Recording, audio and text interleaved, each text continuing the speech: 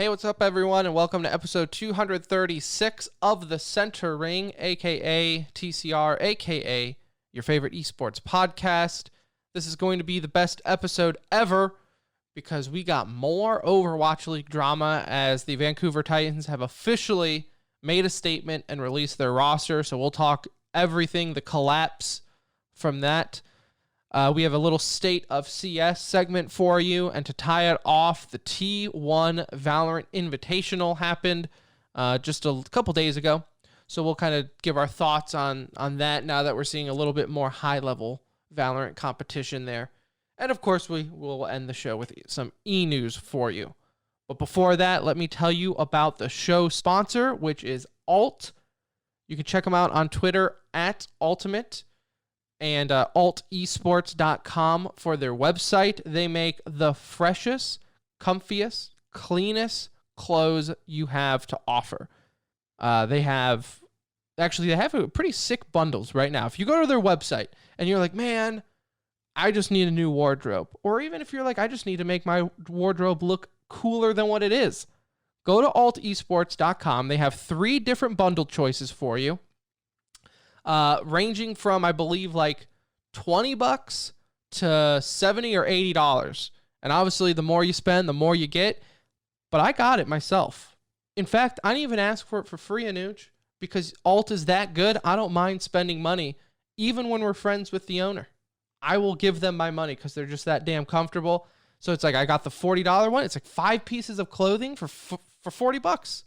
That's under $10 a piece. Unheard of in esports. I mean, what is there to complain about? Yeah, you're getting almost $10 per piece of clothing. You can't beat it.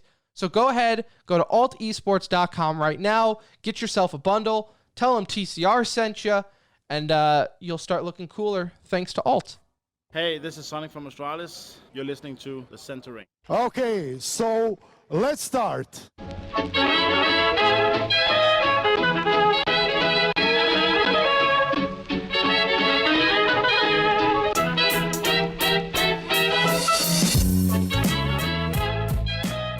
What is up, everyone?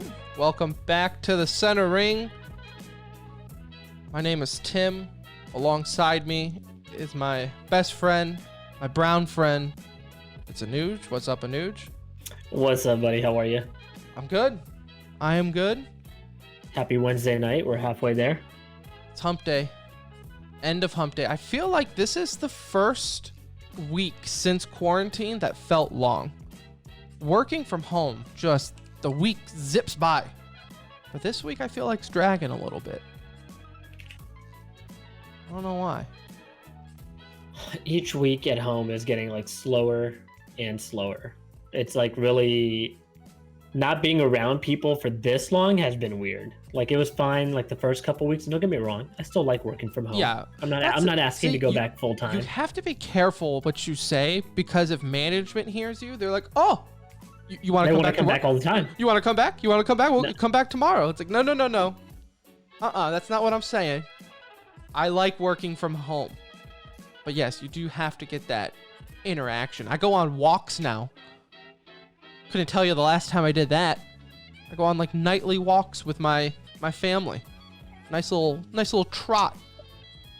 We've been doing that so much, and it's just not the norm for us. I mean, we do go for walks, but now we're going like daily. That's what I'm saying. Like, daily, we have a little trail that we can go, and it's like 5 miles. I call it Disney World training. Disney World training for everything there. But you can follow us on Twitter at The Center Ring if you're not doing so. And our YouTube, which you can find, it's just youtube.com. Right? YouTube's.com. I don't know why. I don't want to say youtube.tv because that's just what everything is nowadays. No, it's OG. It's the boomer of the sites. YouTube.com/The Center Ring. We also stream on Twitch, which apparently I'm getting reports that we're not live right now on Twitch. We are not live right now on Twitch. All right. We'll figure that mess out later because everything else says we're live. But Anuj, that's just live programming for you. Sometimes you hit that live button and you don't know what's on the other side. Sometimes your stream works, sometimes it doesn't, sometimes you have audio issues. It's just as long as this is being recorded, Tim, that's all that matters. Yeah, I can see that. I see the audio being recorded, and that's really what we care about for the good folks, is that you can get this #1 esports podcast to your ear holes. But anyways, besides that, again, follow us on Twitter at The Center Ring if you're not doing so already. I think another reason too why this week feels a tad longer is I'm getting a resurgence. Maybe it's because DreamHack Dallas should be right around the corner in just like 2 weeks for us, and it's not. RIP. But it's like, I really just want a game. Like I was telling my wife, we have some fun things coming up for you. I don't want to spoil it. We won't spoil anything, Anuj, but we have some fun things in the pipeline for you guys. And like, so the creative juices are flowing. I want to just game. I renewed my WoW subscription, so I'm back on that grind, but I also want to play some Smash. It's just not enough time in the day right now. With the baby so close, I just want to sit here and game 24/7 until he's here. So I felt the same way before Shep was born. You kind of feel like they should give you maybe a week or two of your baby leave prior to your baby. Like give me, like I don't know what they call it, like last taste of freedom leave. Like I just want 1 week. The problem is if they gave me that, I would need them to explain that to my wife as well. Of course, this would have to be. They can give me that 2 weeks off, but like she is. This is not to set up the nursery. Like the honeydew list is somehow actively growing. Like we have to get this stuff done before the baby is here, or the world is going to end. Like it needs to be. Oh, you want to do a renovation? Oh, we need to change the back fence. So we're like replacing our whole back fence next week, and it's like, wait, why? It's not going to change it. Baby's going to come. Baby wants a new fence. He's not even going to see the fence. Baby wants a new fence. She's also at the stage where she can't do any of it. No, no, she can direct. Very good director. Yeah. She would win an Oscar for this performance, honestly. You're just sitting there like, okay, so I guess this is me. I guess I'm okay. No. And what do you want to do, Niche? Do you want to just go play games? No, I want to hang out with you and watch TV for 5 hours, babe. I want to get on at 11:30 as all my friends are starting to doze off.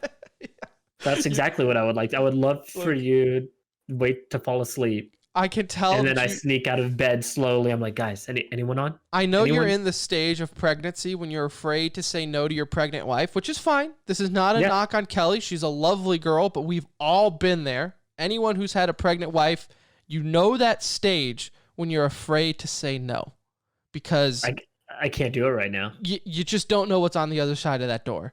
Mm-mm. And I know you're there when you messaged me yesterday at like 1:30 in the morning, or like it was right like 1:30 a.m. Hey bro, you want to get one in? I'm like, no. I am in cool down mode. If you get me on Valorant or anything now, I am up for the night. Like I cannot get worked up now. I just needed that fix real quick because we played one game yesterday and then I had to get off, and it just wasn't enough. It wasn't enough to scratch the itch, you know? No, it's just there's not a chance in hell I was getting on. So that's how I know it is crunch time in the house, in the Bajaj household for baby, and it's. Look, they tell you to get a lot of sleep right now. Like I keep hearing that from everybody. Get your sleep in. Like you got to get your sleep in before the baby is here. Look, I've told you this before. Yeah, that doesn't work. It's like, no, this is the time I get no sleep, and I would almost say that's better prep for you. Getting no sleep. I feel like I'm warming up right now. I'm like just revving the engines a little bit. You know? I'm getting her a little warm, understanding that times are not going to sync up, normally like they should. If you want, I can randomly, when I wake up to like change Shep or flip him over or whatever, I can call you if you want and just get you in that groove of random 5 a.m. wake ups. I'll be like, you want to get one in? Then you know what? It actually probably wouldn't be that bad, right? If that's where our gaming time is, start just playing EU. Our EU listeners will start really loving our stream. Like, oh, this is great. You guys are live right now. This is awesome. No, I've told you this. Nothing will prepare you. Nothing. No. The best advice, and it's the same thing I'm going to tell you that I told our friend Kamar. It's going to suck. It's there. I mean, there's no way. Like, everyone's like, oh, having a baby, it's such a wonderful experience. You'll just love it. No, it sucks. You know, Kamar told me something really funny. It really had me cracking up. Where he, you know, Kamar's really like, you know, he's like very level. You know, he doesn't spike in his voice. He doesn't get overexcited. You know, it's usually just The exact opposite of me. Yeah, like just very straight laced. And so he goes, look, I'm not saying I would do this, but I understand why people would shake their baby. I just started cracking up because he's like, sometimes they just are yelling and screaming and crying for no damn reason. They've been changed. Yep. They've been fed. And give them a little extra food. And I'll even say this. I say this. I think my kid is relatively easy. My wife might say otherwise, but I think he's pretty chill. I think he's pretty low-key easy. But that being said, even at an easy level, I still would say it sucks. Yeah. So it's just... Can't wait. I'm so excited for Father's Day. I mean, I'm so happy for you. I'm so happy for you. 6 weeks and counting. Yeah. Yeah. Is your wife making you get a Mother's Day gift this year? You know, I should be asking for a Father's Day gift then, well, right? He might actually be here right at Father's Day. Yeah. When is Father's Day this year? 21st. June 21st. Oh, yeah. That's the due date, right? Yeah, we're going to get induced before that, so... Yeah. So then you have to, like, I remember my wife was like, hey, you can get me a Mother's Day. And I was like, why? He's not here yet. And then I was like, ooh, I'm going to stop there. And I'm going to get you something. I'm going to get you whatever you want. See, I'm not going to have that one for you. But man, fun times for any of our listeners that don't have kids. Don't let me or Anuj deter you because they are cool. And eventually they'll be able to do all the household chores and you can get all the gaming time I've lost. You best believe I am I'm collecting it all. Just waiting for him to be able to reach the highest point for plates and stuff. I got a bank of time just ready to rip. As soon as he starts walking, I'm going to start making him fold clothes. He's going to sweep the floor. I can't wait till they can mow the lawn. All that money I'm going to save from our lawn guy, I will put towards skins. I'm going to get all the time back that I have missed right now as the gamer dad life. But enough about that. Enough about babies. This isn't a baby podcast, Anuj. We didn't become the number one esports podcast talking about babies. We became it by talking esports. And we got a lot of things to catch up on. We talked a little bit about this, I think like maybe 1 or 2 episodes ago. It's all meshing together. But the Vancouver Titans have finally broke their silence and told everyone what we already know. They have finally made an announcement that they have released their roster. Yeah, we talked about this last episode, and I remember the last thing I was saying was I really hope they find a way to make it work. Right, because this team has accomplished so much. They've risen from they were on the grind. Right, this team was one of those teams that worked their way to get to that point, and then when they were in the league, they took advantage of it and put themselves in position to win a championship.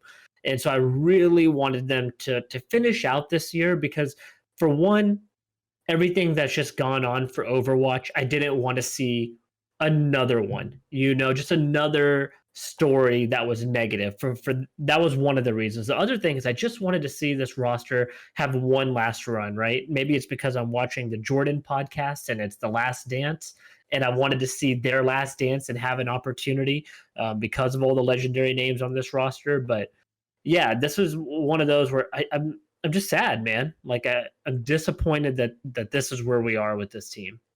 I have some breaking news for you. Mm-hmm. I figured out why we're not live on Twitch. Why are we not live? I'm not going to say me, but someone did not click go live. Okay. Yeah, no, that was definitely you. I cannot confirm that it was me that forgot. But we're just going to hit go live now and just pretend that I didn't do that. And people can join in on the conversation. Now we're live. Anytime. Just like that, folks. Welcome if you're tuning in live. If you're on the podcast, you just got a good laugh.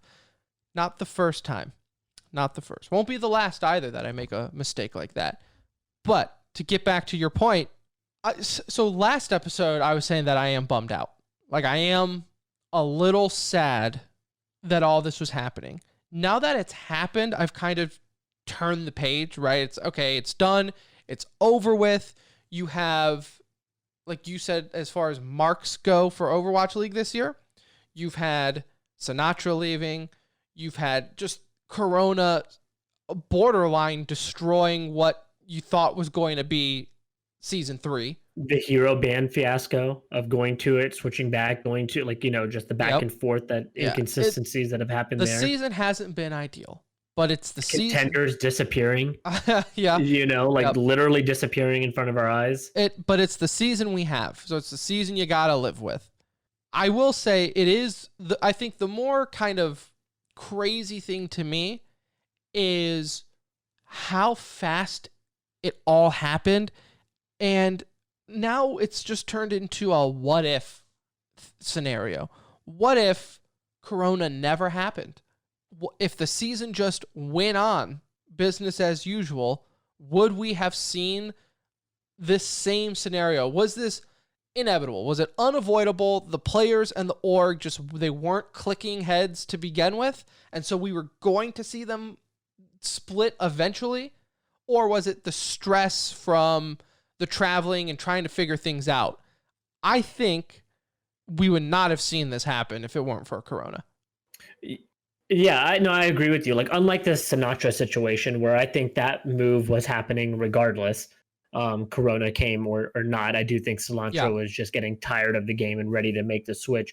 I don't think this roster would have broke up had Corona not come into play, because the issue then really stemmed from them wanting to go home, during this, and not playing, NA. And then obviously when it went online, like, having to come back probably put a lot of stress on them.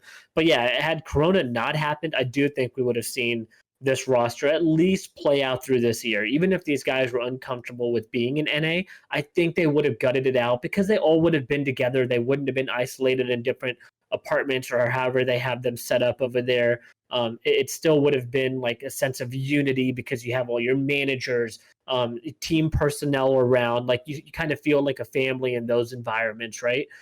Just like us going into the office, like having your peers around you. It's still different than doing the work from home. Doesn't mean I hate it, but it is very different than what my normal day-to-day is. So for them, had they had the chance to at least go through this together, I think that really would have helped and possibly salvaged the situation for this year. Maybe not beyond. Like, I do think that they wanted to go back home ultimately. So maybe season 3 of Overwatch League would have been a different story for Vancouver, or whatever, season 4. Well, their third season.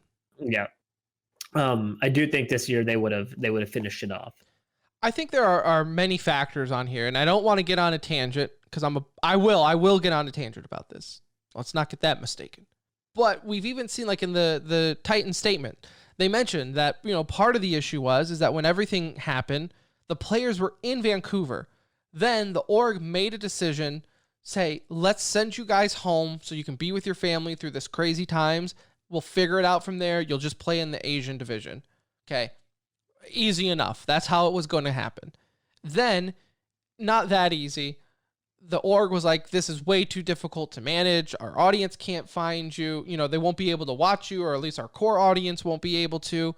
I think a little dumb on their part, considering these guys were our former runaway. The number one, not even just Korean fanboy team, but just Overwatch team in general, when they were a contenders team and they won the Korean division. They were the best team ever.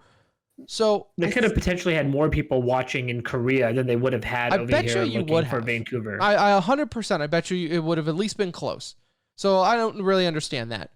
But what I do understand from the org's point of view is they didn't pay $20+ million for their players to be in Korea. And I get that. They shouldn't have sent them back in the first place. And I agree. From a player standpoint. It's like, bro, we were there. We were home. Now you want to bring us back. But from an org standpoint, if I can just play devil's advocate and not be on the player side for just a minute, they didn't pay $20 million just to have them play in Korea. They didn't build them state-of-the-art training facilities so they could be in Korea. They, are probably paying for housing or wherever in Vancouver, okay? They didn't do all of this stuff to set up a team and then for them to go back to Korea. They have everything here. And again, if I can just be anti-player Tim right now, I don't think that's necessarily unfair of the org to think, hey, these guys signed these contracts to be professional players. I'm going to expect them to act like professional players and be here and train and be with the team and not wanting to go back to Korea. Yeah, two takes on that. So the first take is nobody could have predicted the situation that we're in, right? So feeling the way that they feel and being isolated here, I get where they're coming from and maybe wanting to go back home because of the situation that we're in. And I don't blame the org. I don't blame the players.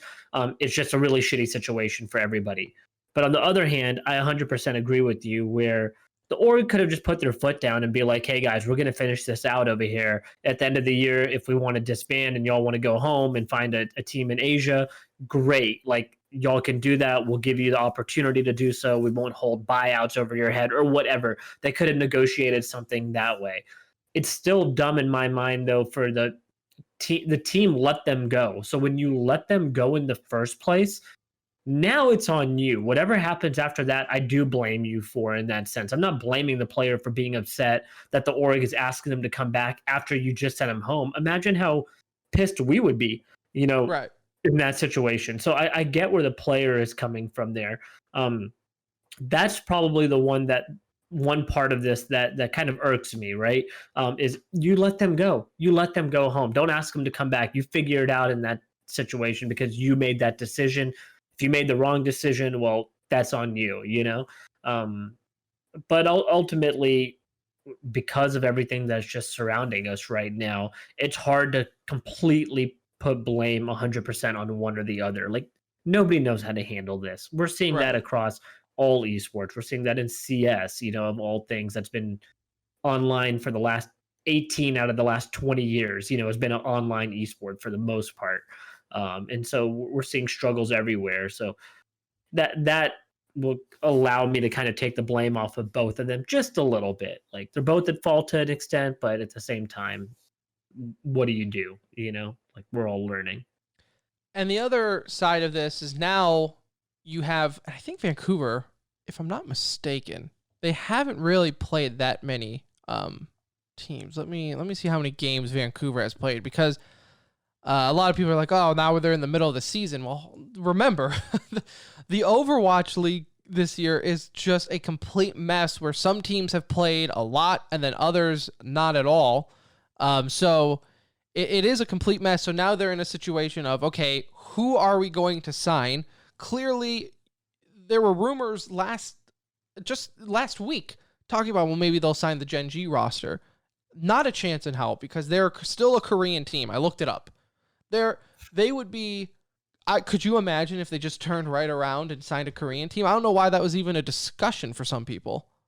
That would be one of those that would hop very quickly into yikes of the week at that point. Should that have happened? And then we could have sat there and placed 100% blame on the org at that point. Yeah. So yeah, it would have been a dumb move all the way around. Yeah. So there's that. But now it's pretty much a well-known fact that they will be signing the Contenders team second win, an NA-based roster, with even some Canadians on it. So they probably will find more comfortability, if that's a word. They'll be more comfortable with that roster. This is my beef with this, Anuj. Is, of course, and this is not on Vancouver at all. At this point, you just sign whatever warm body will sign with you. At this point, is like this. The Overwatch fan, they're a unique group of people. I don't understand their blinding support for anything Overwatch League. And listeners of this show know I love the Overwatch League. I mean, we talk about it all the time. You put a live Overwatch event up against any other esport event. To me, it's one of the most exciting esports to watch in person.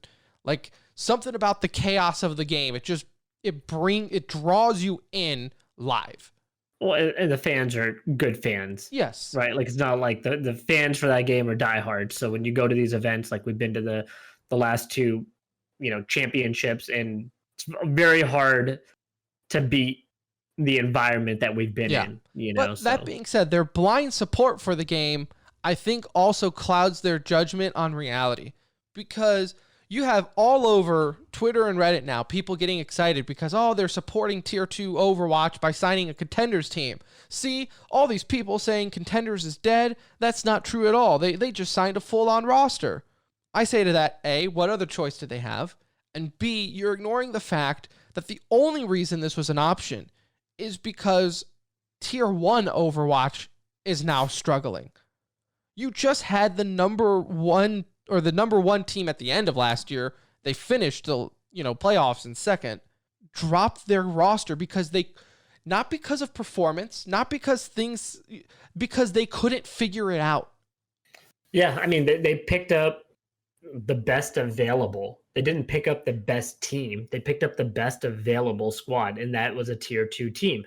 Part of the reason this tier 2 team is completely available is because they killed off their contenders league, which was supposed to grow people into the scene like naturally, right? You're supposed to have this organic growth from contenders into the scene, but none of these guys are tied to a roster anymore because there is no contenders. So hey, they were available, you got them, you're ready to go. But yeah, you just went from being one of the most dominant teams in the league to, we can say as of right now, they're the worst team, right? Because they're all 5 coming from contenders. So they're naturally going to at least start off at the bottom of the barrel and have to prove themselves, right? To show, hey, they belong and they can play and they can do it. And maybe they can. Maybe it's a great pickup and these guys are incredible. But as of right now, you went from the second best team in the league from last year's standings to bottom of the barrel in less than half of a season. And you're starting over. And so they took what was available. I get why they made the move, but this was not in support of tier 2 Overwatch. This was, hey, who can we get to finish out the rest of this year? Because we're obligated to finish out the rest of this year. Yeah, this isn't a testament to how strong the tier 2 or the farm system is for the Overwatch League. This is not a testament to that at all. Again, it's just another black mark on the league in general, which brings me to my next topic on this one. If you want to just branch off for a little bit, this is definitely the season for the people. There are a lot of people right now, Nuge, that are happy with what's going on with the Overwatch League. Now, just because we are willing to point it out and discuss it does not mean that we are happy about it. We have friends who have worked for the league, are still working for the league. We have no reason to want this to fail. In fact, I would love to see it succeed because I've always been a big supporter of the franchise model. I would like to see that more. I like it coming from traditional sports. Well, it's just something that I like. People need to understand, like, what Blizzard did with Overwatch League is they stepped out onto a branch that nobody else was willing to risk. Like nobody else was willing to do what they were trying to accomplish with Overwatch League. And they took a huge risk in doing that. And right now you would say, hey, it's not paying off, but it's opened the eyes of a lot of other leagues to show that maybe this is like the model to go if we want to see, growth in our esport, right? Like not keep it, where we're the current state that it's in. And so I commend them for doing that. Like that was a big move. And you're right. Like there's so many people besides the players that are involved in these leagues, from personnel at Blizzard that are tied to event organization, producers, directors, your play-by-play, your commentators. Like if Overwatch League fails, a lot of people lose jobs. It's not just these players, teams that you don't like, so you're not rooting for those players and you're just happy to see that team fail. Like there are hundreds of people that get affected by something this big. And not only that, the ripple effect that this is going to have across esports because of the amount of money that was invested by each team to get into Overwatch League. Think of all those investors, how scared they would be to reinvest into another league that's going to go out there and charge $10-20 million for a slot. Like the damage is so extended just beyond the league of Overwatch itself, the game of Overwatch. It would be widespread damage across all of esports, and to see all these big figureheads within esports that have said on record that they're not rooting for Overwatch to fail, but the moment there's a hiccup, they're the first to hop onto Twitter to bash them, to kick them while they're down, to not show support, to laugh in their face. You see it over and over again, and it's just disappointing. And this is coming from even people that were involved with the growth of the league and being there from day one, that still probably have many friends that are involved in the league. And to see them like talk that way about it and to see their true feelings is really disappointing. I mean, you can't tell them how to feel. That is what it is. But it is really disappointing to see these people that are big in the scene root for the failure when they, more than anyone, should understand the widespread impact that this would have across esports. Yeah, it's just it to me too. It shows kind of the hostility that's between scenes in esports, and just kind of like the two-faced nature that how quickly, like, not generally people, but just scenes can become, right? And how some of these guys, like, I'll throw a name out there. I'll attach a name to this topic. But like Monty, to me, Monte Cristo, former, like, the guy, and I get why he would be bitter towards Overwatch League. I'm not saying he needs to be a cheerleader for him, right? There's a way to be politically correct about the way you talk about it. But like, for him to be like, this is why I got out. I knew it. I knew this was going to happen. Bro, this is not why you got out. You got out because they weren't giving you what you wanted from it. Like, we all read the articles. We've all heard the news when you dipped. Like, it's not because you saw it going in this certain direction or you knew it was going to collapse.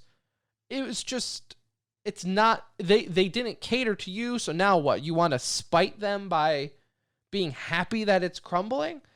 To me, it's in poor taste. And it kind of, like you said, from an outsider's perspective, where you're like, see, like, so these guys are your big talking heads of esports, and they're saying it's not financially viable to do this type of stuff. Well, then why am I going to get involved? You wonder why the communities of games are so toxic, and it's because the biggest figureheads of the games are generally toxic people.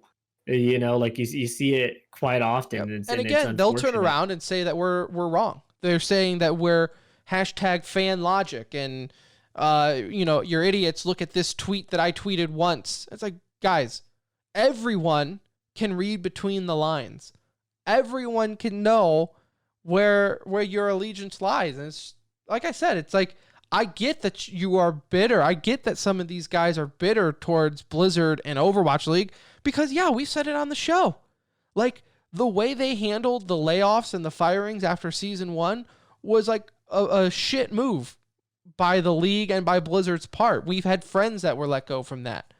But at the same time, life goes on. The league continues. Why not encourage it to succeed and your friends that were there to still succeed? Yeah, and like, encourage, like, show them how to get better. If you think they're doing it completely wrong, come in with the contribution rather than just negativism all the time. Like, that's really what we see. It's funny because we don't see the same type of animosity between traditional sports. Like, no, I don't see. Hockey knows their place in the world. You know what I'm saying? And I say this, I love hockey. You and I have both grown up playing hockey. We've played it for 20 plus years, fairly competitively, and I love the sport. But hockey knows the weirdest thing that we have in common. Yeah, it actually is very random. And our love for esports, Tim. That's true. But yeah, like, it's just, it's hockey caters to their fan base. They know what their fans want. They know, generally, if you haven't been to a hockey game, you should go. It's incredible. It's one of the best live experiences there is in sports to me. But their games, and the way that they handle the game, the way that they interact with the crowd, I feel like is really catered towards, like, their fans. And in esports, we try to feel like we need it all. we need to have everybody love our esport. And if you don't, you're the weirdo. You're an outcast, you know? And it's weird that we don't see the same level of respect between games like you do between traditional sports. Like it's just a very different, maybe it's the youth that's involved in esports and there's a lot of testosterone running around and people don't know how to be proper almost anymore, like how to be polite, how to be a good human. Like we lack that, unfortunately, like in society nowadays in general. Like it's I just think that's not there. I will say to it there I think there might be something to the youth factor in the sense of like you have guys in your 30s playing with kids in their 13 years old, right? And who knows? Maybe that I don't know who in that situation hurts more, right? But you bring it back to the traditional sports. I think of like the XFL. Everyone was excited when that came up. Even the NFL was tweeting about it, like wishing them the best of luck. And now that they had to fold again because of Corona, right? Just another victim to all this, that they were doing fine from what I could tell. Everyone liked it. Everyone was watching the games. But you didn't see like when the XFL announced that they had to hit pause and for right now not coming back, right? You never know. But you didn't see, or at least I didn't, NFL talking heads like Roger Goodell come out and be like, suck it. Yeah, you didn't Knew y'all have were gonna guys suck. go up to them and be like, so you tried stepping on us, huh? Like, no. But yet in esports, point in case, Valorant. Valorant's just the new kid on the block. Riot has said all the right things. We're not thinking this as a big esport. We're not going into this thinking it will be the number one esport. We want to make a fun, competitive game first and then worry about the esport later. Now, whether or not you believe all that, that's a completely different argument, but they are saying the right things to not make enemies. And yet, it is still like, it's still looked as the devil from the Counter-Strike community. But the Counter-Strike community is also the one that, for whatever reason, goes directly after the Overwatch League community when there's not much crossover. I mean, there's really no crossover between the games, right? But yet they made it a point to beat on Overwatch as much as they possibly could. They don't really do it towards Call of Duty because it's a console game, so you don't see it there. But yeah, with Valorant, it's 100% been that way. It's been so toxic towards the game, the developers, why they don't like it, like, oh, it's different because of this. Well, yeah, they're not trying to make the exact same game. They took pieces of it that they liked and implemented it into, the game that they wanted to build. But the Counter-Strike community, unfortunately, as much as we love them and we're part of it, we're as much involved in the Counter-Strike community as the next person, if not more. And it's our baby too, and we don't ever want to see Counter-Strike come down. But I respect the people that are out there on the grind that are trying to do something good within esports. Maybe it's because of our line of business, Tim. I don't know. We have to talk about esports. So the more esports there is to talk about, the better it is for us. But I don't feel like I look at it the same way as like a traditional Counter-Strike fan is viewing this right now. They really have a fog over their glasses that they need to wipe off and understand rooting for these games is just going to benefit you. Look at what Valorant is going to do for Counter-Strike. Just think about it. And I'm going to say some of that stuff because we're going to get into that in our next topic. But just think of if Valorant becomes a great game, I promise you, you will love Counter-Strike 10 times more because of what it'll drive the devs of Counter-Strike to do for your game just because there's a competitor on the scene. And so some people don't see the bigger picture, man. They're very short-sighted. Everybody is a threat. They're going to treat it that way, and it's unfortunate. Well, let's hop right into the next topic then, our kind of state of CS, if you will, while we touch on some bigger news and talking points for CS going around the internet. Do you want to just make the transition then, talking about the effects of Valorant, or do you want to talk about some teams first? Yeah, we could talk about some of the effects of Valorant. I don't think it's necessarily anywhere near what we are going to see in the future for CS, right? I do believe Source 2 is around the corner. We've talked about that. I do believe they're now going to add a better casual game mode, right? To keep the casual fans playing, because the games are so different from a casual game to a competitive game. Like there's no overlap between them. You're not getting the same experience. Have they changed that? Have they made that a thing in Counter-Strike yet? I don't think No, so. not that I know of. There's still like big things I think ahead for Counter-Strike that are in the works that we haven't seen yet. But there are little things that we're seeing, right? Like you see some of these stability issues, FPS like cleanup issues, like little things for optimization. I think the biggest thing, and this kind of all goes into that line, is things that we never really saw out of Valve with Counter-Strike is quality of life changes. Right? Yeah. They would do the balance updates and the big things here and there, but like the little quality of life of like how long did it take them to add a crosshair maker editor in game, right? Yeah. Like forever. How long did it take them to do that? And it's just they were very all slow it took on that. Was one video of alpha to come out for Valorant, for Counter-Strike to be like, oh yeah, well, let's add an editor in the game for this, like that. It's such a small thing, but it's such a big thing. It's such a convenient thing. Another thing that I think is quite interesting is like the new kill feed update. Counter-Strike has notoriously just shown you if you got a kill, if there was an assist tied to it, and that's really about it. Headshot. Headshot. Would show you that kind of stuff. But now you're able to see, flash kills, kills through smokes, no scope kills. Like little things like that. That A, make it better for the viewer, and then B, as a player, a cool little thing to see. It's just more to trigger the opposing team because now they know how they got killed. I'm overanalyzing this 100%. I know I'm overanalyzing this. I wish for pro matches they didn't do it. Less information. Why not? Less information, the better. I think for the competitive side. Like what is knowing that somebody got a no scope kill? What does that do? Not so much the no scope, but like the smoke, right? Like because let's say I had a smoke on the left side, right? I'm coming through. I'm Inferno running down mid, okay, and I'm pushing A site, and I'm terrorist, so I'm going through mid. I can look left, right. I got boiler. I got awning. There's a couple angles on the right hand side. You got a couple angles on the left hand side that they can be peeking from. Well, if I all of a sudden peek that and I die, I necessarily don't exactly know where they could have been, right? But if that smoke was on the left-hand side and then I saw that they shot me through a smoke, I know they're on that left-hand side now, as opposed to, oh, did that come from boiler? I don't know. Yeah, the radar for Counter-Strike is overanalyzing, but I'm just saying on the pro level.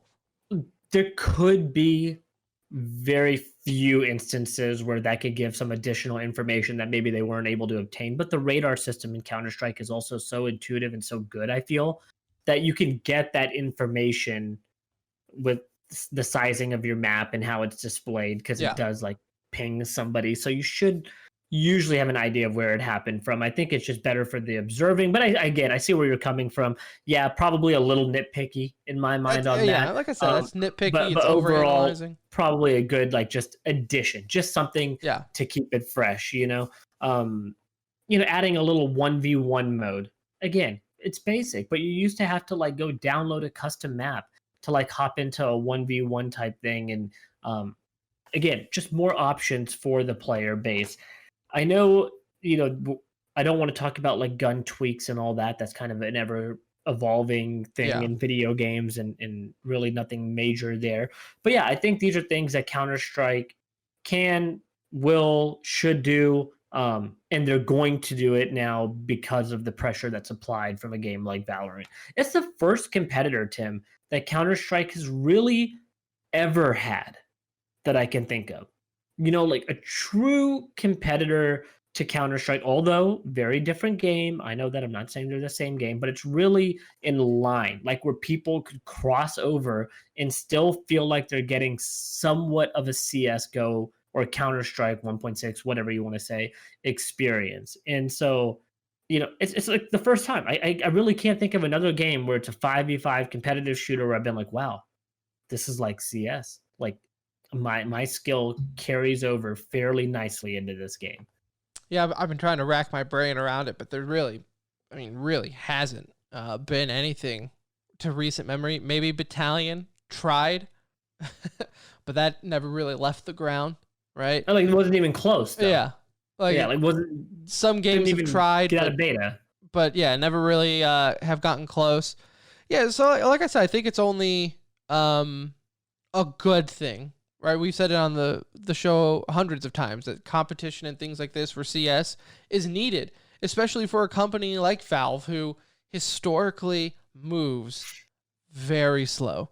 Not Snail's just pace, with, man. Unless it's Dota, right? Unless you're Dota, you are the stepchild. Why is that? Because Dota has League of Legends to compete against. They have a real competitor that's bigger than Dota that they are competing against and that they have to keep up with and that they have to give their player base a reason to continue to playing Dota. Yes, it is the love child of Gaben, but they have a true competitor. So they have to be aggressive with how they move in that game. Only competition we've seen for Counter-Strike is crap that we've seen come out of China that's a complete rip-off of the game. Nothing in NA or EU has been close. So, Dota's only reason I even feel like they're updating that game at that speed is just because there's somebody right around the corner that will take their player base if they don't. Yeah, no, that's a very good point there. Other some updates or other news for CS that we can get onto are some of these teams right now. And you can get all this. It is kind of interesting, and I don't want to keep beating the dead horse, but it always comes right at the moment. It won't always be like this, right? But right now, when things are shaking up and leagues are on off season and things like that, it's the perfect time for this to happen. But you can almost all roads go back to Valorant at this point when you have the discussion, right? And it's vice versa when you're talking Valorant. All roads go back to CS because now you're still having some teams, Anuj, that have not found homes or have completely disbanded. Orglis has disbanded. Swole Patrol still have not really found a permanent home, a permanent org. So, and even Orglis is I think it was, on Orglis said on stream, 100%, the reason they did not sign with a team while playing in Flashpoint both leagues is because Valorant came out and any offer that they had on the table were pulled before they could sign anything because the beta came out. And that's a team that was in both leagues. That's a team that's competing in the road to Rio. So they had everything lined up for them to be an appealing place for an organization, right? And they folded and now gone on to Valorant for the most part. But it very concerning to see teams not getting signed that are actually talented teams, right? I don't blame people for not signing lower level MDL teams or tier 3 teams. I don't blame you for not doing that because Counter-Strike's an expensive sport to be in, and it's a tough sport to be considered tier 1 in, right? It's a very exclusive group. And even when you're tier 1, there is an upper echelon of tier 1. There's a tier 1A and a tier 1B. And the tier 1A is, Tim, the group of people that get invited to tournaments, right? That consistently get invites that you expect to see at any big event. If there's invite spots, those 5 to 10 teams are going to get invited most likely. Yeah. Then there's your tier 1B that we know are good enough to compete against them and that can take a game off of Astralis or that can beat up on Navi from time to time. But hey, you're not big enough to really get invited, whether that's brand name, players, you don't have the combination of what we're looking for. Then you get into your tier 2 teams. It's already such a big disadvantage to be in that grouping if your goal is to be at the top. I feel like what's the thing in the ocean where it's if you're on a boat and if you get past the rough spot, then you're in the clear? You know what I'm talking about? Where the waves. Yeah, the big waves. We're not boat people. Get past the swell or whatever. Yeah, Is it the swell? I don't know. I'm not a boat guy, as you could tell. Though I did have my boating license. The swell. I think you're right, though. I do think it's the swell. And that's where so many tier 2 teams have issues. Point in case, ATK. You have a roster. It's on the rise. It's going great.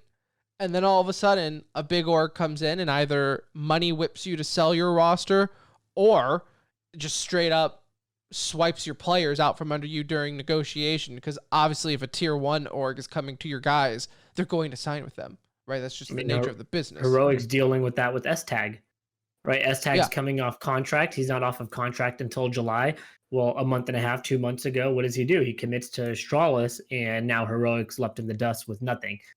From having their best player, a team that's competing in the top 10, to losing your best player, and now, kind of being a little lost at times, right? So yeah, it's a really, and Heroic's a tier 1 example in my mind. Heroic's not tier 2 at all. They're a tier 1 team, and even they're getting sideswiped for their best player. So you're right. You're absolutely right. Like, it's very difficult for lower tier, tier 2 or lower teams to get good talent and then hang on to that good talent to where you can grow your brand. If your objective is just to sell players, that's fine. You could probably make decent money in if you have a way to identify good talent early.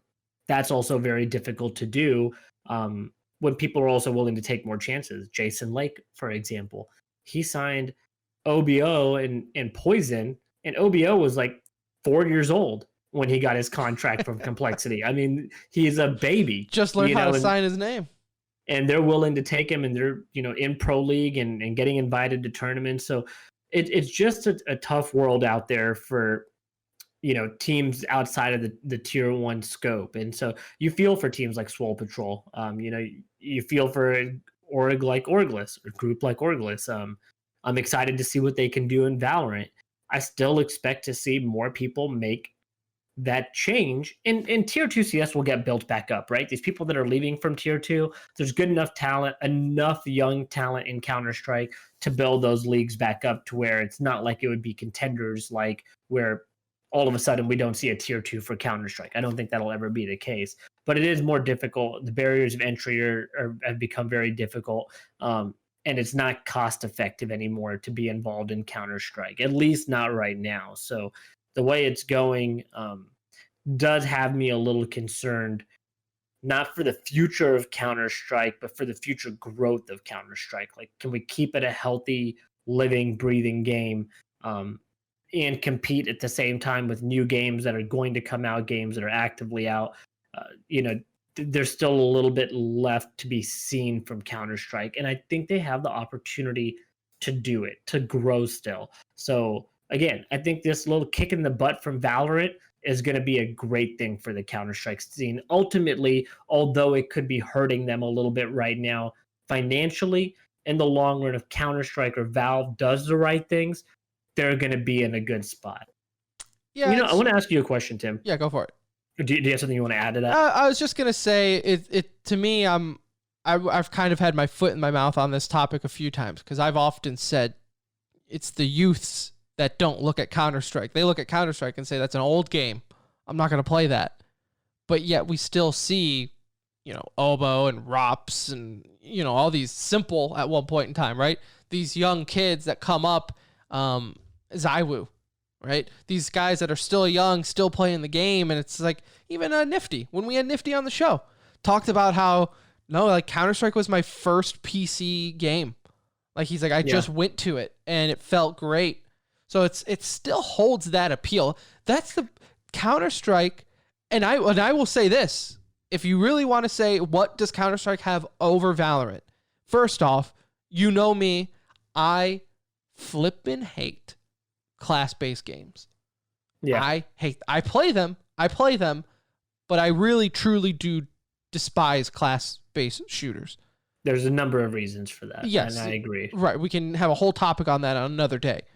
Because eventually there's meta and repetitiveness and balance updates, and one person's overpowered, this person's useless. Endless reasons. Counter-Strike is timeless. That's what Counter-Strike has on its side.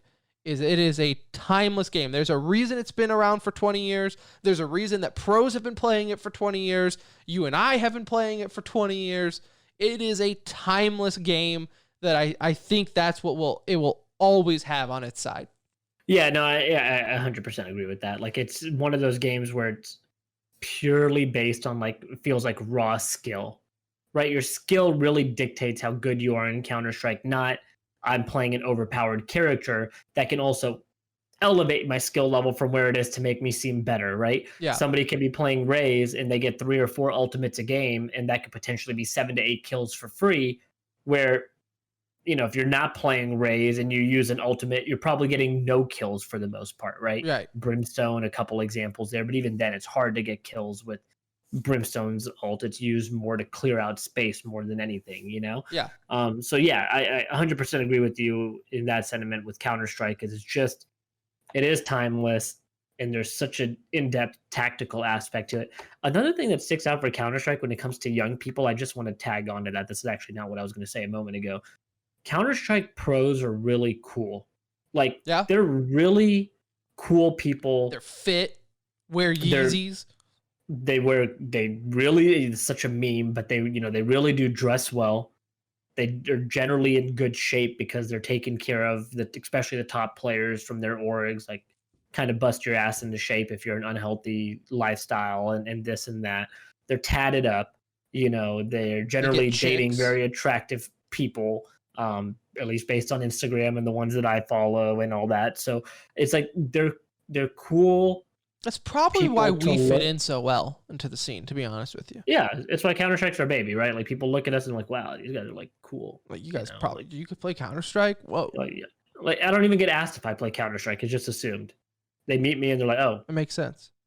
Counter-Strike guy, for sure. And so, but Counter-Strike players are like cool people to look up to from a young gamer's mind. I could 100% say that and feel very confident that there's not many, maybe Call of Duty, you could say that about also, because again, dress well, generally like, just young, kind of in shape kids for the most part there. But what I did want to ask you, to attract juvie. Yeah. What I did want to ask you, Tim, is do you think the leagues have helped or hurt Counter-Strike, or indifferent? Like, is it just kind of in a waiting period still? Yeah, I'm kind of indifferent because realistically, it's kind of what we had before. Like, with Flashpoint, people are like, oh man, there's a new league in town. And we said the same thing, right? It's a good narrative, but it was ECS. Like, you know what I'm saying? Like, it replaced a league.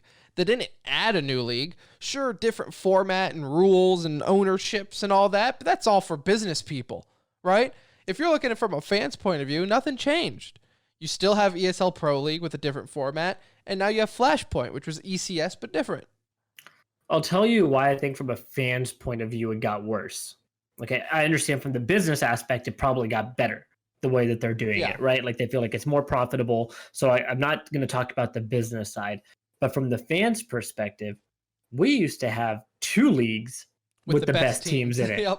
That played each other often, and you got to see top tier teams go head to head. And you might be one of those people that was like, well, I got so tired of it. Like, it took away from the fact that, like, when Navi and Astralis would meet in a championship, well, we just saw them play last week in ESL Pro League, and like, we've seen these teams go head to head.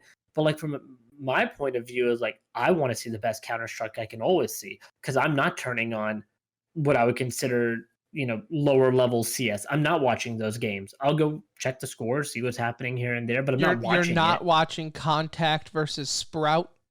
No, I'm just not doing that. Like, I'm just not going to turn that on. That's not a game that I care about, regardless of the league that they're in. I would rather watch Hiko play Pugs than that. Yeah. I mean, I'll watch a streamer that entertains me, instead of teams that I find to be we just talked about like how scenes have conflict, like Counter-Strike and just hates everything and whatever. Well, they actually created animosity within Counter-Strike, right? You want to talk about how Counter-Strike is such a hostile fan base to everything, and Overwatch is so defensive, like they're just that beat up shelter child, right? Well, Counter-Strike's the big bully of the scene because they've kind of been top dog forever.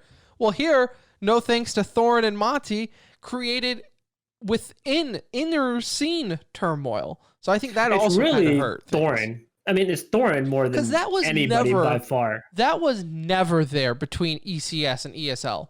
They got along really well. Because everybody had both teams. Yeah, they might have not liked each other internally, but From our point of Externally, view, it they was liked it. fine. Like you're both running your leagues, you let them play simultaneously. There's usually not overlap between the two, and huge conflicting issues. So like it was fine. At least you didn't see that animosity. Now Thorin's lost his goddamn mind. That guy. I'm just gonna say it. Like he has lost his mind. Hey, look, I like Thorin. I really don't dislike the individual. I think he knows the game really well. I love the history that he brings and the knowledge that he has, but he's lost his goddamn mind. Like he is literally tweeting out, like rage tweeting at nobody. Like he's just nobody has said anything. Nobody he's came at him. He's old man yelling at clouds. He just like comes outside on his lawn and decides to yell at the neighborhood. Nobody's outside, but he's just that guy on his porch that's just swinging his fist and yelling at everybody that walks by. Anybody that'll listen, he's just out there screaming, talking, calling himself like the Jordan of esports and this and that. And I know some of that's like got to be a troll to a certain extent, but he's making this experience miserable for people that follow it closely, right? Like the average fan probably does not know what's going on Twitter half the time with Thorin, but he has become a brutal follow for the reason of he's just like become this constant asshole all the time, when it's like that's not really what he was like. He would go at people, but it would be in jest, it would be in fun a lot of the times. It would be a one-off remark about a player that's underperforming here and there, but now it's just these crazy, really tirades that he goes on daily. Like, I mean, it's almost wall of text daily. Tweets. Like even in our Discord, if you want, join our Discord. Even our listeners, it's gotten to the point where our listeners are even like, "Did you guys see what Thorin said?" And it's just like, I don't know what to tell you. Like, I don't know. It's just he just lost his mind. He's become a character, right? Before it was always like, hey, Thorin knows his shit and he backs it up. And if you come at him, he'll come back at you. Well, now no one's even bringing him up. He's just saying this. He's become a character of himself. It's fascinating. He said something about Riot, like Riot not inviting him or something. Do you know what tweet I'm talking about? This was my favorite tweet. Other than the fact that he calls himself basically the Kobe of esports, which... No, he called himself the Jordan of esports. No, Kobe. He said Kobe. He said Kobe. Did he? Okay. Yeah. He definitely said Kobe, which I just laughed because I'm like, I don't think Kobe was ever just an analyst, sir. I think Kobe actually played basketball last time I checked. So no, you're not anything like Kobe, but okay. Kobe was a competitor in the game? He's more like Ernie. Yeah. he might be Ernie, but not Kobe. But so your tweet about he all of a sudden goes off on Riot. Thorin goes off on Riot for not inviting them to do things, and they get Tyler 1 instead. Well, first off, Tyler 1 actually plays and supports League of Legends. You talk about it, but bash it all the time. So, of course, the company that runs the game will not invite you. Like, that's pretty common sense. I'm not saying you need to get your Riot knee pads out.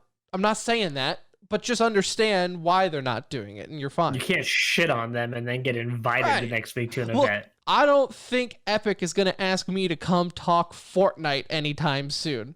Like, and I get that. I understand, right? Because I shit on Fortnite all the time. I get it. I get that.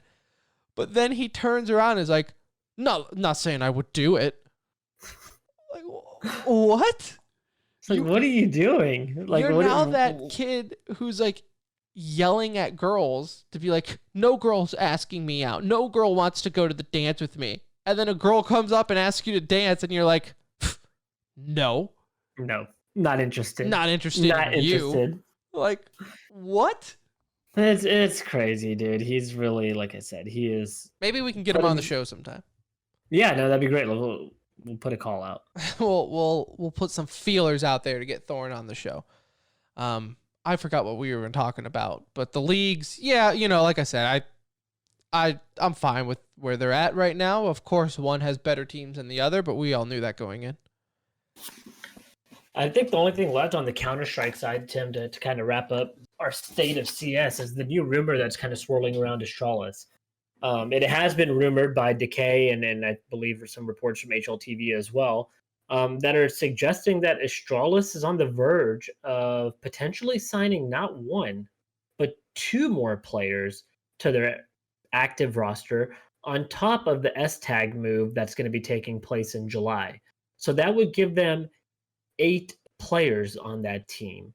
And I'm sitting here thinking, like, well, yeah, like Astralis has kind of struggled a little bit, but then you go and look, and it's like, well, they're not really like a bad team. It's not like they've gotten bad all of a sudden. They're still winning majority of the matches that they play in. They've just had a little slow start to the year, but hey, it's online and all this shit's going on. Like, you can kind of get a pass right now if you're Astralis. And plus, now you're just counting majors, right? Like that's what it's come down to for a team like that. To have 8 players, I'm having a tough time wrapping my head around the logic for this. I mean, I don't see them replacing 3 guys from the active roster, right? Mm-hmm. I don't really see them even replacing one person from the active roster right now. Although, if they did that, I, could understand slightly where they would be coming from. But 3 seems. I mean, again, I didn't even know how I felt about 6-man rosters. I'm trying to wrap my head about how I feel about a potential 8-man roster on the number 1 team in the world. Yeah, I remember when we talked about like going with the 6-man, and I think we kind of both said the same thing. Like, I understand players having fatigue, so you want to swap them out here and there, but the big picture, and Zonic, God bless you, sir. God bless you. You are hands down one of the best coach in the history of CS.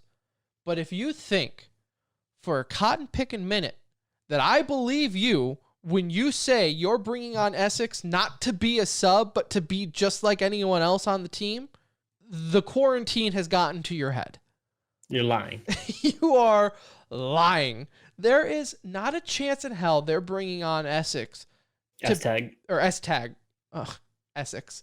That's one of our listeners that we play Valorant with, which would be even more impressive if they signed him. Shout out Essex. S-tag. If they got S-tag to be even sniffing the roster on a permanent basis, then it's like, okay, this is turning into the whole Overwatch League and Call of Duty League issue, where you have your starting roster, but this isn't like a traditional sport where you don't want to start your pitcher every time, right? This is more like the starting QB versus the backup QB argument, where it's like that guy will only see game time if there's an injury or something wrong. Yeah, or like somebody really needs a break, right? Or, somebody's just mentally fatigued or something. Okay, then yeah, I see swaps coming in. But really, if you start taking over for one player consistently, eventually you feel like that's just ultimately going to be the roster change that takes place, right? That's just how esports works. You play with your best hand. Look, point in case, look at Florida. Not to get off of CS, but like Pristini was one of the best guys, former world champion, right? Defending world champion, if you want to look at it that way, takes a couple events off and now finds himself on the bench. No, it's a great example. I just don't understand the logic behind having that many players. I think it would cause some confusion, obviously. I think a little bit too much shoulder peeking going on there. Like one guy, okay, I kind of understand, get people on their toes, like get them focused. But now you have 3 guys, and maybe as a player, you're starting to wonder, like, okay, what the hell are we really? Yeah. What are we really doing here? I wonder what value do you think that the org or the roster, when I say roster, like the original 5, right? When you think of Astralis, what value do they think they're going to bring when they're not playing? Because again, for the most part, they're not going to be playing. They're going to be riding the bench.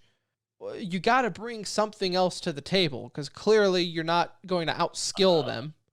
Unless it's a thing of because of how maybe the point systems are going to work and you want to be able to attend every event throughout the year. Maybe this is a way you do that, right? Like for lower DreamHack events to accumulate some points that way. You can put a roster together for those types of events. I think it all depends on who are the other 2 players that you sign, right? Like how good are they? How much of a threat are they to your core lineup, right? Or are they just like, extras, and they're there for those different types of scenarios as we've mentioned. So it'll just be interesting more to see who they sign, and then maybe we can speculate a little bit more of how they manage that roster. But if they're to bring on another 2 players at S-Tag's level, that's going to cause a lot of controversy on that team. I feel like I just don't feel like that would be a comfortable situation as a active player on that lineup to see that many players on your bench. You also have to, though, play that delicate balance with your bench players to make them feel valuable with that roster. Because the last thing you want to do is put a lot of time and investment into the bench players, assuming that they're going to be good bench players and backups, just for them to feel undervalued and then go to another org. Where it's just like, well, shit, we were kind of hoping you would been here. Like, the expectations have to be given out way ahead of time. And they have to be understood by all parties involved, what the expectations are. Because if not, then it's just going to blow up.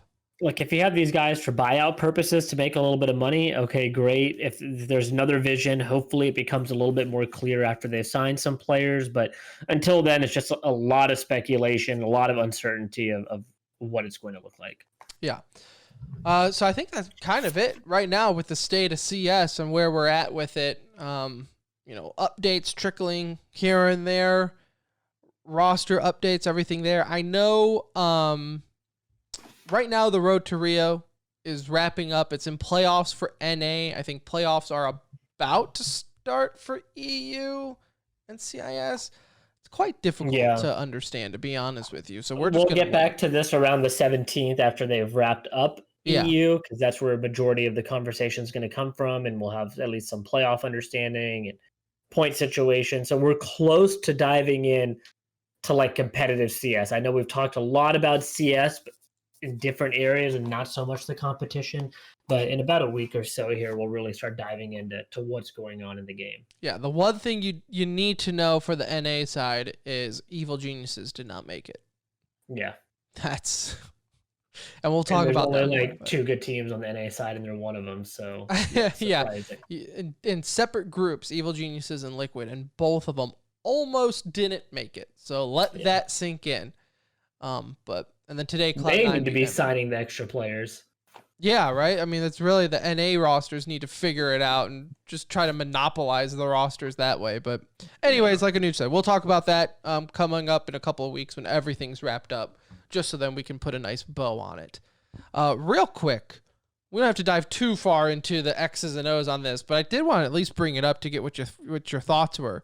The T1 Valorant Invitational, T1 Nerd Street Invitational, I should say, ended up, I don't even know when it was. Was it over the weekend?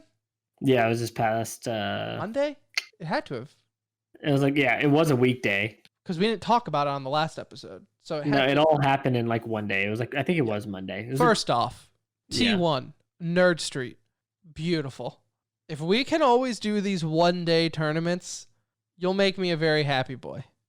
Only when I'm on Corona break, so I can sit there and watch the whole damn thing. Yeah, only it's like on slow days at work, perfect. If work was busy, not good. Not good at all. Yeah, this is all on Monday. It was on the 4th. So one of the shocking things of this is before the tournament, Gen G announced their new roster.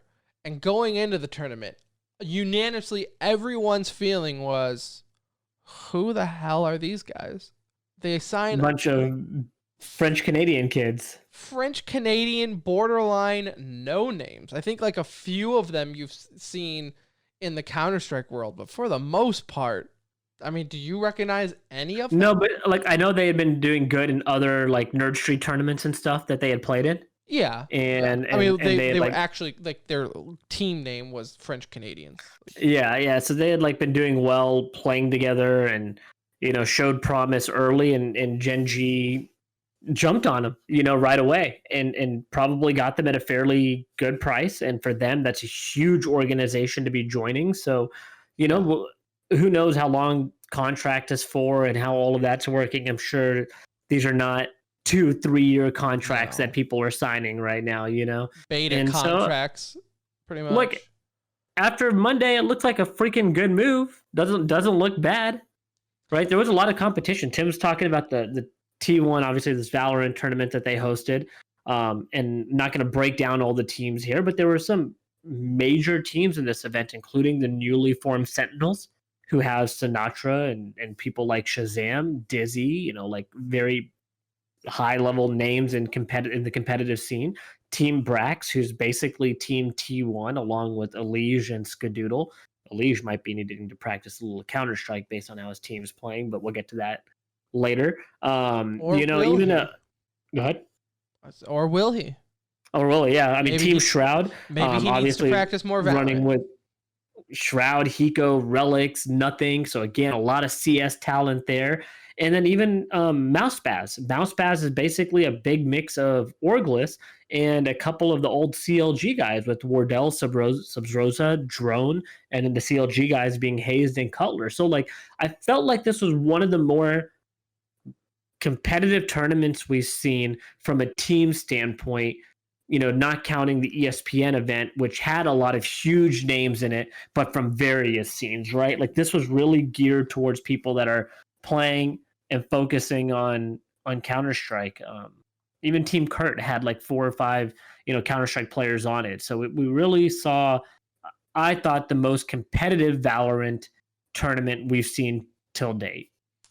Yeah, I thought it was still competitive. Still, though, what I'm going to say, optimized Valorant tournament. I still feel, and I feel like maybe this is why Gen G did so well, is the way they used the abilities together to complement each other was still, because I mean, looking at Team Brax, who they beat in the finals, 100%, you will take the bet 100% of the time that Team Brax is the outright better shooting team, correct? Like you would never look at that and say, oh yeah, they come in second to Gen G's roster when it comes to shooting. And I think that's honestly what they rely on a lot. I don't know what T1 is doing at this point in time because we keep seeing them in tournaments, but as Team Brax, even though you have Brax and AZK who are both signed with T1, Hiko was on that roster for every tournament coming up. Now Hiko's not there, so the rumorville is flowing around.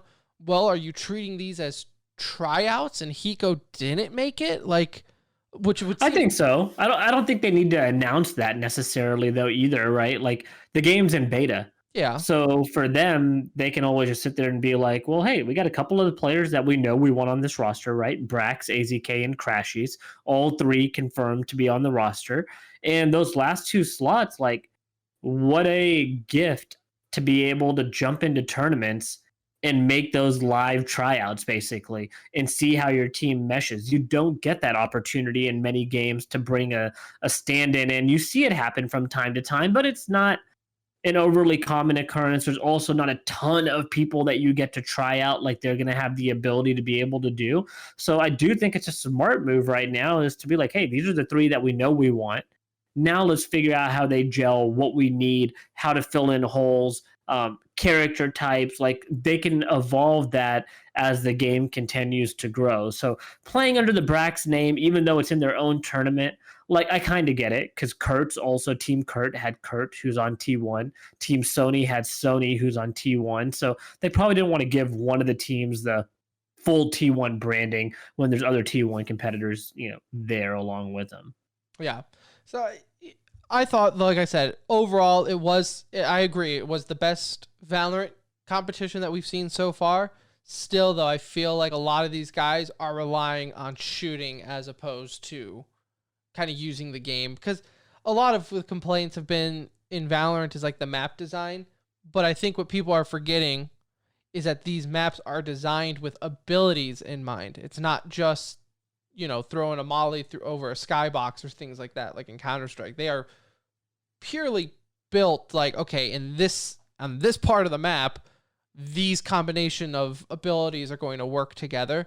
So I still think it's just going to, again, what we're seeing now is just going to be so different in 6 months. Yeah, like one person that stood out to me over the games was AZK.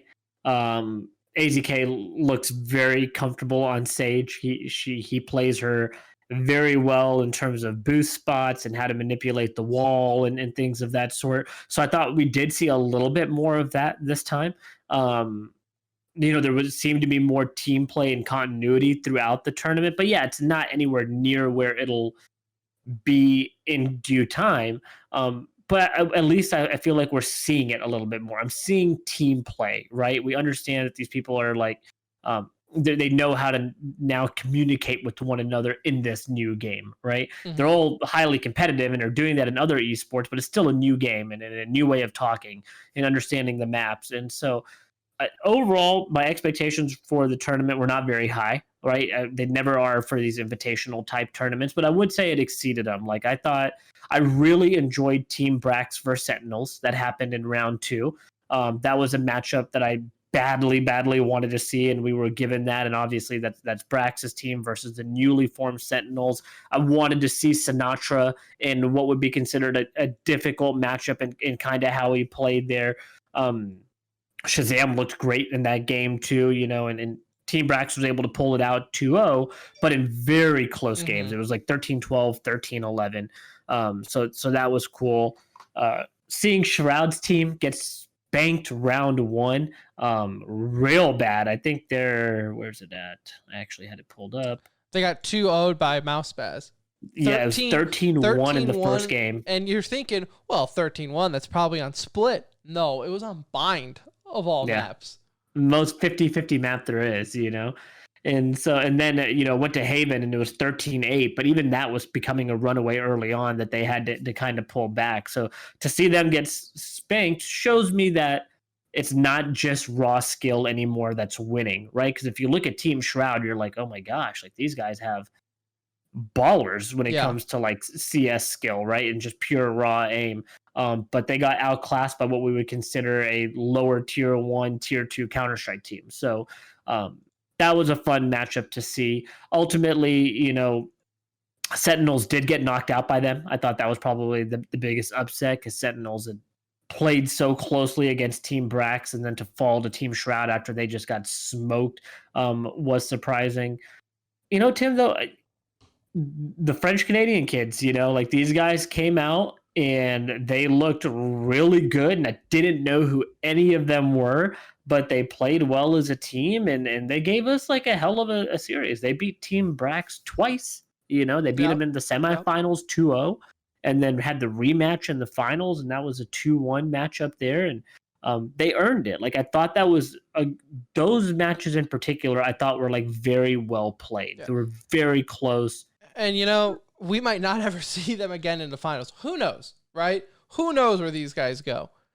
But they will always have this one tournament where they just the Cinderella story, and they were it. So none of these should count on Wikipedia if you ask me. All these like beta tournaments that we're seeing right now, like or at least these players better not come to me and tell me about how they won championships in this game, and then they show me an invitational trophy that they're holding in up closed beta. Yeah, let's hold off. EU just got the game, I think, yesterday. So did a couple of Asian countries. Let's give everybody a minute. Right? Here. Yeah. No. These definitely do not go in your trophy cabinet. No, not a chance. Not a chance. Let's get into some e-news. With CSGO, we had some cancellation announcements, or I'm sorry, rescheduling announcements. ESL 1 Cologne and IEM Melbourne. The report said rescheduled to 2021. So it's like, okay. So are we going to have 2 Colognes in 2021? Like, is that what you're saying? No, they were canceled. No. I don't know. It's funny. DIG qualifies for the Blast Pro Premiere, so that's exciting to see. We already talked about the Titans thing. Activision, this is looking at for COD, huge numbers. Activision Blizzard report that they have generated $956 million from microtransactions alone in the first quarter of 2020. Look, guys, listeners that are playing this game, stop giving them your money. Stop it. I don't care how much you love this game. Stop giving them your money until they put a freaking product that's worthy of your money. Get me off these 12-tick servers. Put an anti-cheat in place. Get a competitive ranked mode out. You're telling me these guys made $1 billion in 3 months? Off skins. And they got their foot up their ass when it comes to competitive play in this game. They couldn't promote their pro all that league if their Warzone. life depended on it. It's the casual Warzone player that just doesn't give a rip. That's what it is. They don't care about competitive. They don't care about anything. They just want to run akimbos. You can have 2 skins if you have a kimbo. That's all they care about. It just kills me to see that in no way. Good. I'm glad they're profitable, but it's like what kills me is that like there's talks of Warzone like breaking over 60 million players. And all of it's going to go away when the new Call of Duty comes out. All the $1 billion worth of skins people have bought going away with the new Call of Duty. That's what kills me. But hey, they have figured out the formula. So congratulations to Activision Blizzard. So for all these people laughing that Overwatch League is failing and CDL isn't doing well, they're doing just fine. Activision Blizzard is doing just fine. Speaking of, just again from that same report, Modern Warfare has sold more copies and have more players than any other Call of Duty. It's only because of Warzone, though. It's only It has nothing to do Warzone with their MP at all. No. Just know that. Yeah, it has nothing to do with that number has nothing to do with their MP. They broke all these records in the past few months purely because of Warzone. So correct. Warzone free to play? Warzone is free to play. Oh, well, there we go. Okay. So don't Yeah, don't give me that crap then. I don't care about your player numbers on a free to play game. Gunless, looking at CDL news, Gunless has been benched on the Chicago Huntsmen. A little bit of drama circling this, as he said he didn't. This is a quote from Gunless. I didn't even find out I was benched until Monday. Nobody wanted to say a word to me. Ain't that sad? The only reason I learned that everything was happening was from an effing other people. None of my teammates wanted to say a word to me on what was happening. So this kind of sparked a lot of drama. Real quick, I will say this on this. Very shitty of the org to not say anything. It is not up to the players to say shit when a player is getting benched. No, the org needs to grow some balls there and make the call, right? Like, you don't let somebody sit in limbo. The players should not know this unless they all know this either, So that's another disappointing thing, is obviously these conversations took place with players because his teammates knew. And so the org knew, the teammates knew, and the player didn't know. And that to me makes no sense. Like, why even do that? Like, are you scared to fire somebody or whatever? It's time to grow up, Call of Duty. The times of just ghosting a teammate until they get the picture, it's done. You're signing big boy contracts, making big boy money. It's time to act like men. And this isn't just to the players, it's to the orgs too, right? Whether that's Hex who should be telling them, or if it's Hex telling the coach or the GM or whoever to go and tell him what's going on.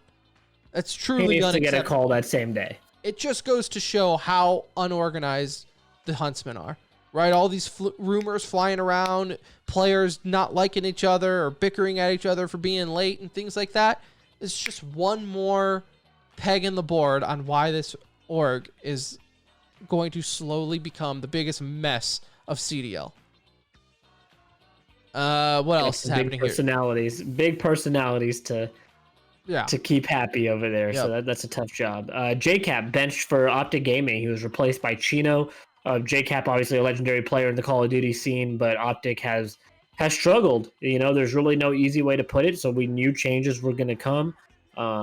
Maybe this is just one of many, but it'll be interesting to see where JCap's career goes from here, because obviously it's not a good look when you're the low man on the low team, right? So that's got to be tough for him. But yeah, unfortunately, he's been benched and replaced.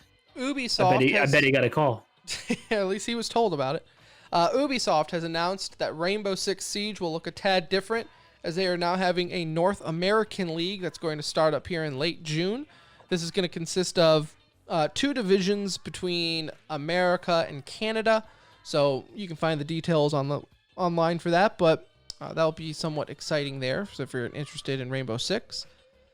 In the FGC world, I'm wearing my mango headband for a reason, and that is because on this day, 6 years ago, Mango signed with Cloud9. So happy 6-year anniversary for them. Unheard of in esports. That's a very long time. To be with an Elige org- and like Nitro are like two of the only people that I can think of. Yeah. Probably been on a team for similar amount of time. 6 years and still playing at a high level. Insane. So congratulations there. In other news, coming out in 6 days, Halo 2 will be released on PC May 12th for the Master Chief Collection. I got the flight for that too. I got in early access Yep. if you want to come over and play. Nope, I'm getting into those flights. I'm pretty sure at this point they're giving everyone the flights. I don't think They're like, oh, numbers are dwindling. I don't Let's think they go can be ahead and too open picky. up the flood doors. I don't want to start anything in E-News. I don't want to get into the salt mine on E-News, Anuj. A little surprised on how that's been handled. Like Halo? Yeah. Just the PC release. Yeah, I mean, you know what? Maybe we do save that for a conversation. 'cause I there's just some fun thought stuff that there could- was going to be so much more coming from that, and to hype up Halo 5 to lead into it, and you were going to have tournaments, like through the year tournaments, bringing back veterans and support. They just did so. It's like they pushed for it when it came out for PC, then controller users got pissed off, and then they backed off and they catered to the controller users, and that just doesn't work on PC. But That's like not what we were looking for on PC. it's like, okay, well, now it's just Halo on PC with a controller. It's not really Halo with a PC community. It's just They not. should have just let people play Reach and all that casually, and then once like Halo 2 and 3 came out, like built up a little bit of a competitive scene there. Yeah. Yep. You know, instead of trying to force feed it a little early in that, and not taking the feedback, I think, well for the controller aim assist issue. Like they didn't handle that whole scenario well. So that is concerning for Halo the future 5. of Halo PC. Yeah, so I think we'll dive a little bit more into that than our expectations with Halo Yeah. and 343 Studio. Also, the Halo community, as far as like talking heads, the worst about answering DMs to come on the show. The worst. And I that don't is even get saying it. something. That is saying something. Halo, you don't have a whole lot going on. You can come on the show. All right. PewDiePie signs an exclusive streaming deal with YouTube. So not necessarily esports, but still a big win for YouTube. The first deal that makes sense to me Yep. out of all the deals that have been made, you know, like that makes complete sense for him to sign with YouTube. Big win for YouTube, and obviously he's getting a hefty payday for it, but he was doing well before then. But yeah, that signing to me makes complete sense and feel like will work out great.